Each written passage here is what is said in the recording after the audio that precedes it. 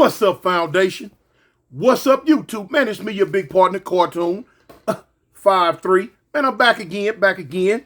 I guess it's story time or, well, just, whatever time it is, y'all gonna ride with me because y'all rock with your big partner. Y'all know how we do it. Anyway, man, let me show you. Let me tell y'all something.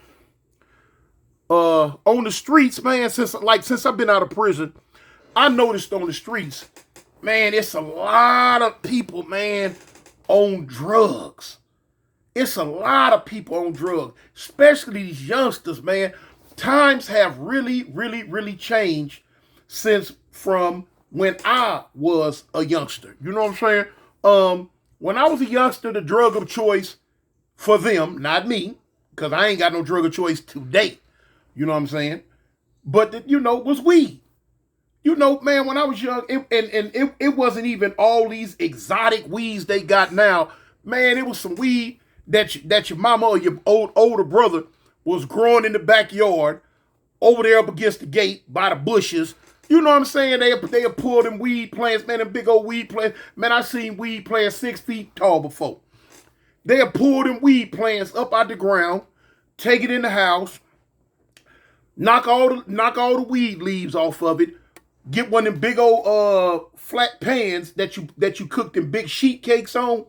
Your mama get one of them, or your older brother, sister, whoever, older cousin, whatever. They'll get one of them, and they'll put the leaves on there and put it in the oven and bake it. I seen some people sit it on the roof so the sun will hit it, or sit it outside where the sun can cook it naturally. But a lot of times you seen it get baked. They'll take it, crumble it up, and they'll smoke it. And it wasn't no what they smoke nowadays. These them wasn't no such thing as them blunts and wraps and all that. Wasn't none of that. Man, you was smoking weed out zigzags. Little bitty white papers, little tobacco papers. You get your 2 of them, lick them, stick them together, boom. Crease it. Take that little beat up weed that you done baked in the oven and put it on there and go for what you know. You know what I'm saying? Then, as the early 80s start turning into the mid 80s, you had stuff like Acapulco Gold and all type of little funny names for weed, man. But now things start advancing. You know what I'm saying? Don't nothing stay the same. The only one thing in the universe that will remain the same is what? Change. That is the only thing in history on the planet that will always remain the same, and that's change. Or no, it's 2 things. The love of God. God gonna always love us. But anyway, so things changed. Drugs started advancing, man. The Sherm and all the other stuff start coming about. All that other stuff that they start doing start coming about. But now still, all through my jail career in California, it wasn't never a problem. I never seen a drug problem in prison other than with the Mexicans. You know what I'm saying? The Mexicans was going off that heroin. They had to have it.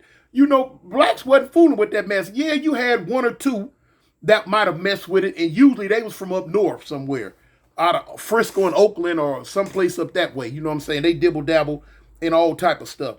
But normally on a regular, blacks wasn't doing that heroin and all that old stuff. Only the Mexicans, because I used to sell it to them. But anyway, drug problem in prison, it wasn't a big thing to me for me to see in a California prison. I just didn't see that. So time goes on. I'm sitting up here now that I'm out. I'm looking at all the hardcore drugs. Here it is, 2024. Not 1984, but 2024. All the hardcore drugs that they have on the street, man, youngsters, gone. They gone off of it, man. And I'm tripping on it because, what I'm saying, even when I go back to my set in LA, I notice, man, them youngsters, they on pills, they on lean, they on some of everything. Homie, they just doing stuff. And I'm like, dang, cuz, man, y'all, you know what's up? Other homies like, man, cuz, man, they hot, man, they hot right now, man. You know, they all, you know what I'm saying? Little, you know, young homies pulling up in cars, 4, 5 deep. You know what I'm saying? You know, I'm like, dang, cuz, what's up? You know, oh man, shoot, man, you know, they talk about popping a perk or taking a pill or, you know, hitting a lean or and all that old crazy stuff. They on everything, cocaine, heroin, whatever. They got drugs out that I ain't never even heard of. They heard of them because they doing them. They own them. They own them. Trip me out. I'm like, dang. So then, you know, as I'm out, you know, as time goes on, I'm learning like, man, nowadays, you know, most of these youngsters that get locked up for these crazy, heinous crimes, all these shootings and killings and all this stuff that they do nowadays, half of them, no, 85% of them gone off them drugs. They high as a kite. You know what I'm saying? And like normally, the way they are now, they not finna throw rice at a wedding if they was the best man, unless they, you know, pop a pill or take a sip or do something. It's even in the rap songs. A lot of them rap songs, they talk about before they go do something, they got to pop a pill or a drink or do something. They have to do something that's going to alter their regular state of mind. They can't get up and go do nothing unless they own something, unless they need help in life on something to do something. They need liquid courage. They need heart in pill form. You know, to take the pill, that's what's going to give them some heart. But it is what it is. That's come a lot of times nowadays when they go do what they going to do, they overdo it because they gone out of their mind. They gone off whatever illegal substance that they may be on. They own it to the max and they go, you know what I'm saying? Everybody get it because they don't care until they wake up in that county jail the next day and be like, hey man, what? Hey, mama, come get me out. You know? Anyway, man, it just trips me out, man. I remember one time years ago, I was going to court. This is back when I was in Cali. I'm going to court, and the judge told me, he said, man, I'm finna see if I can get rid of you. I'm like, what? You know what I'm saying? He told me that I had been in this man's court several times, and I guess he felt he semi knew me or whatever. But he told me, he said I was a menace to society. He said because most of the people that come in for some of the stuff that I used to go to jail for, they were either high off whatever or drunk off whatever. And they just did some stuff. But he told me, he said, no, not you. He said, you don't get high and you don't drink. So therefore, the stuff that you out there in society doing, you doing it because you like it. You doing it because you are a sociopath. Now, back then at the time, I didn't even know what a sociopath was. But I had clinically been diagnosed as a sociopath. Years later, I didn't pay no attention to it. Years later, I had to do some research and find out what a sociopath was. Dang. But anyway, that's the state of the union, man. Everybody's going on something. Everybody go. It's like, man, even rock cocaine is making a resurgence. It's coming back, you know. It's starting to do its thug thizzle in the streets again. In California, at least. I don't know about no other states. But anyway, but now out of all that, saying all that,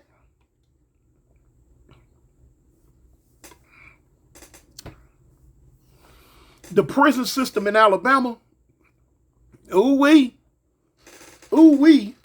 to say that the inmates in the prison system in Alabama have a drug problem is an understatement, homie. That is a major understatement to say that they have a drug problem in the Alabama prison system, because it's way beyond a problem. It's an epidemic, pandemic, whatever emic you want to put on it. That's what it is, because they gone like Maggie Stone. They show enough gone. I've been gone for years on years on years. I've been out. But they was sure enough buck wild when I was in there. But now, all these years that passed since I've been out, I still keep in contact with fellas. They call me all the time. And they let me know the state of the union in there. They sure enough gone off of it, man. They gone to the max. Everybody, boy, look here. Woo-hoo. I seen some crazy stuff that was drug related when I was doing time in the Alabama prison system, man. I'm gonna tell y'all a few of the things I seen. I seen some wild stuff, man. It was so wild to the point to where you had to keep your head on a swivel at all times, because at any given time, somebody that could be walking past you or just sitting next to you might just up and do some crazy off the wall, knick-knack, paddywhack, give a dog a bone type get down stuff on you. Man, I seen a dude one time. He was gone. He was gone, y'all. And the guy I'm talking about, man, he just passed away out here on the streets a couple of months ago. If you know, you know. Y'all know what I'm talking about if you know. In a car accident. But anyway, man, I seen a dude. The dude was sitting on the back bench. Not the one on that was going off this stuff. But another dude that, didn't do nothing. He's sitting on the back bench. He just looking at TV. Looking at TV. Ain't worried about nothing. He ain't tripping on nothing. Dude comes sit next to him and was sitting there. Now, if the dude that had already been sitting there, if he had any sense, he would have looked and seen who was next to him and got up and got the F on, because everybody know that old boy right here is cuckoo for Cocoa Puffs. No, would do anything around this time. You know what I'm saying? But he didn't pay attention to him, because I used to watch this cat like a hawk. Where he at? Man, don't get out my eyesight, because I don't know what you finna do at any given moment. Man, dude wasn't paying no attention to him. Old boy got up and walked off.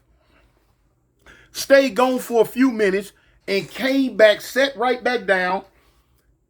He hadn't been sitting down for 15 seconds, spun around and had a stick.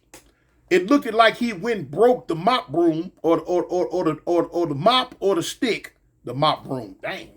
Like he went and broke the mop or broke the broomstick. But he had a stick, it had been about 2 feet long. And just spun around and hauled off and whacked this dude in the face, bow, with that stick. Man, knocked his whole eye out his head. Bang! What? Woo-wee. Man, if old boy's skin wasn't tender, whatever type of skin he had at that time, it got tenderized real fast. Real fast. You see stuff like that all the time, man. Man, look. They got these crazy, like, one of the things that I seen in Alabama prison toward the end of my stay, toward the middle end of it, that became a drug of choice was something called Suboxones. Now, Suboxones were like a synthetic drug for like dudes that's going on heroin.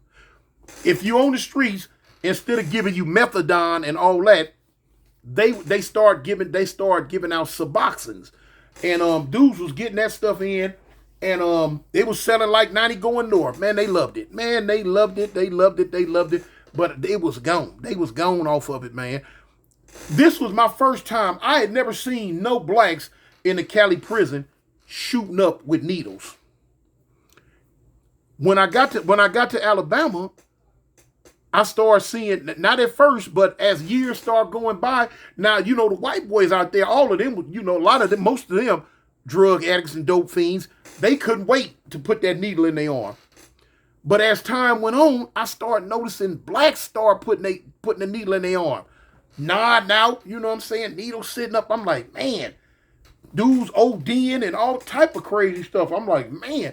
Then they start getting some of everything in.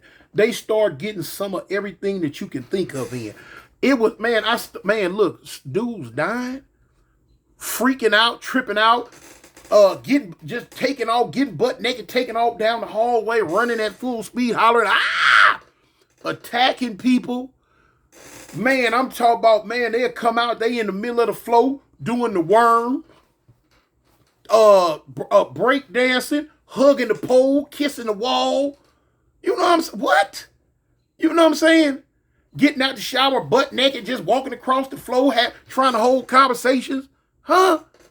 Man, I done seen some crazy stuff. Dudes in the back, in their beds, flipping like a fish, tripping out. I'm like, man, they gone off this stuff. Man, at one time, they had some stuff start coming in called spikes. Now a lot of this stuff, the flocker and all this old stuff. I don't think it's the same thing. No, it's not the same thing. But they started having some stuff come in called spikes. One dude told me that it was like bath salt, or something like that. I don't know. Man, look, I don't know what that junk was, but it was called spikes. And it was strong as I don't know what, boy. It was strong. It was so strong, it was killing them. It was killing them, man. And they did not care nothing about it. They didn't play the radio. They wanted it. I've seen so many people in that Alabama prison system lose their life over that junk that they had started smoking, that spice stuff. Man, when I tell you, it was a one-shot Erskine to the upper room. One first-class ticket, man. Out of here. And dudes was on it, man. When I tell you they was on it bad. I got transferred one time to a lower level prison.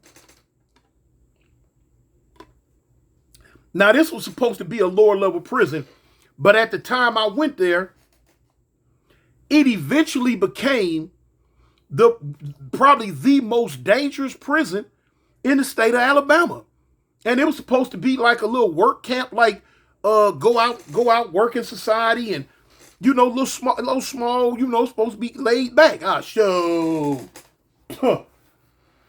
Not I, says the fat guy. No, This spot was turned up. It was turned up. If y'all remember the story that I told y'all about, where I wanted to stab the Muslim dude in his eye, but he hid from me. That was this prison. This was this one. If y'all been rocking with me for a long time, if y'all remember the story I told you about the Saguni, the little gay dude, ended up killing a little young undercover Crip dude. Dude was a Crip but didn't want to let nobody know. And he ended up getting into it with the little gay dude, and that gay dude ended up killing him. That was this prison. Anyway, and it was off the chain too, boy. It was off the meat hook. But anyway, I seen a dude one day. I seen about, man, how many people I seen in there lose their life off that stuff, smoking that stuff. Anyway, man, listen. One time, one dude just gone. Kick the bucket. Kick the bucket. People standing around watching, looking, man, like, dang, man, he right there. You looking at him. He gone. He gave up the ghost, y'all. Gave it up. Smoking this junk. I literally looked and seen and heard some of them youngsters talk about, man, where he get that from? That's that pressure. That's what they call it, y'all, pressure. That's that pressure. Man, the dude they was on some, where did they get it from? They want to go get, man, we got to find out where he got that from. They want what just killed this young man. They want what just killed this dude, man. They want to know who got it, where it's at, so they can get in line to get them a one-way ticket to the upper room. And they ran off like two little squirrels. Going to look for it. I was like, man, what? Let me show you something, y'all. If I'm sitting here and I see a dude smoke some and 20 minutes later he dead, I don't want it. I don't care how bad of a dope fiend I am. I don't want it. I don't want the pressure. No, no, I don't. Count me out. put me on the scary bus because I don't want it. Man, listen, I'm going to tell you a story I seen. Dudes was so gone off this stuff, man. Dudes was so gone off this stuff right here. Right here. This stuff right here. This stuff right here. They was so gone off of it, man. One time a dude tripped out. He flipped his lid. He flipped his wig. He did a Greg Louganis in his head. Man, this dude was going across the yard. As he was going across the yard, he pulling his clothes off. He taking them off. He taking them off, y'all. By the time he got to the shift office, up there, it was a secretary up there. She just so happened to be in the office by herself. Now, you can go to the shift office. The door don't be locked. You can open the door and go in because 9 times out of 10, it's always a bunch of police in there. You know, if you're going to see the sergeant, the captain, lieutenant or something, you have to go up to this little shift office right here. Of course, they got the secretaries in there. They doing paperwork. They doing whatever they doing. You know what I'm saying? Female officers or whatever. Man, listen. This dude here, boy, he got so gone off whatever he had smoked that he couldn't control his natural urges no more. Man, this dude went across the yard. He going across the yard. People tripping on him. They know he gone. They know he hides a kite. He hiding a fool on a hand glider. Man, listen. As he walking, he coming up out of it. He coming up out of it, y'all. He coming up out of it. You know what I'm saying? He don't, he coming, hold on.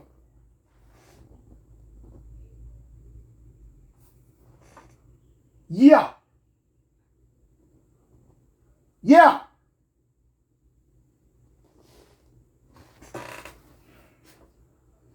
Anyway, man, listen. Anyway, so when he get to the shift office, by the time he get to the shift office, he butt booty naked. Butt booty naked, man. Dudes going right, shooting across the yard to try to get him. Man, go get that fool, man. Get that fool. They wasn't quick enough, y'all. They wasn't quick enough. Man, old boy, pull open the door. He go up in there. Immediately dove on one of the secretaries. Went to tearing out her clothes. Went to tearing out her clothes and hunching. She hot. Boy, look at her. Boy, she hollering like a big dog. You can't blame her. You can't blame her. Man, this fool done come up in there like a raging bull. Boy, he smelled cat and he wanted something. He wanted it. Man, but look, of course y'all know it wasn't going to happen like that. Here come the police. They coming. Boy, they coming. Because it was different parts in that room too, where the police might have been in the back, further in the back and all that. So when she went to Holland, here they come. Ooh, man, they run up in there, man, seen this dude butt naked on this woman, man. He done already ripped her shirt and her bra off. Tig-o big O's going everywhere. The reason why I know that, because when they brought her up out of there, she was like that at first. Then they made her step back in. Oh, man, it was wild, man. It was wild. They beat this Negro to the nth degree.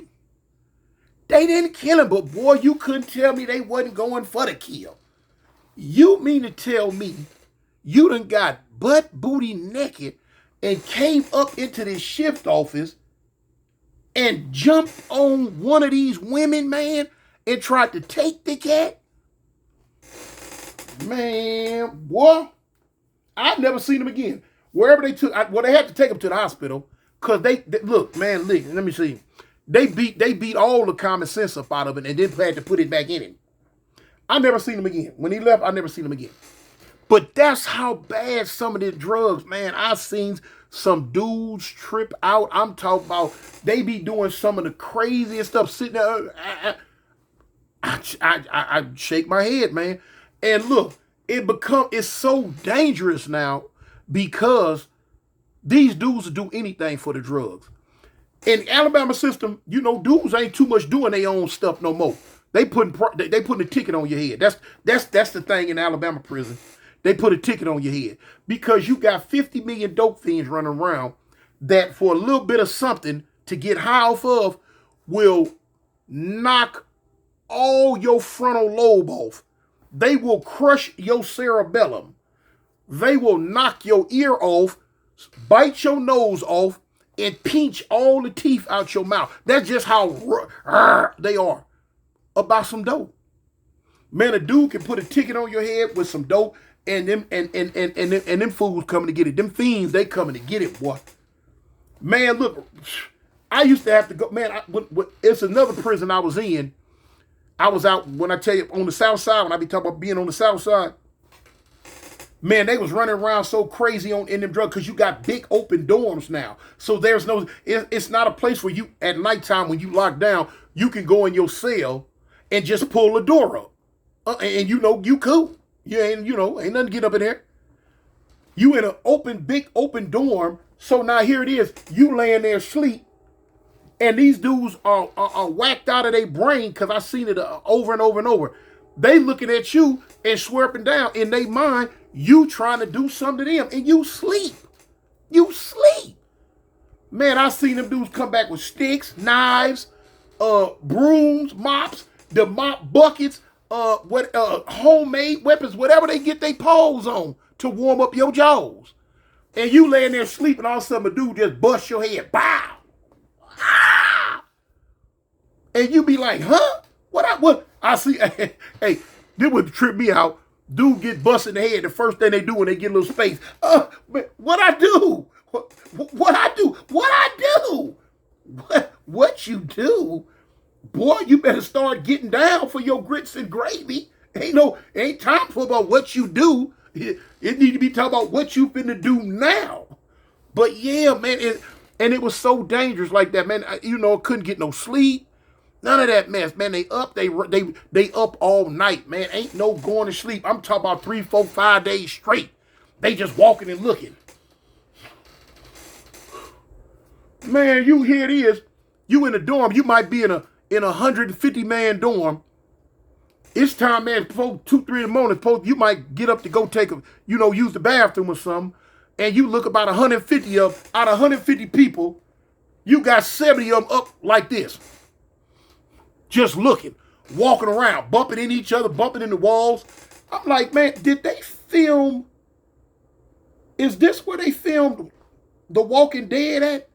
Because look at them. It'll trip you out, man. It'll trip you out. I'm telling you. You be like, man, hey, move me back to the block so I can get me a cell. Because, man, I can't get no sleep out here. Man, these fools going to hurt somebody. And I ain't finna let them hurt me.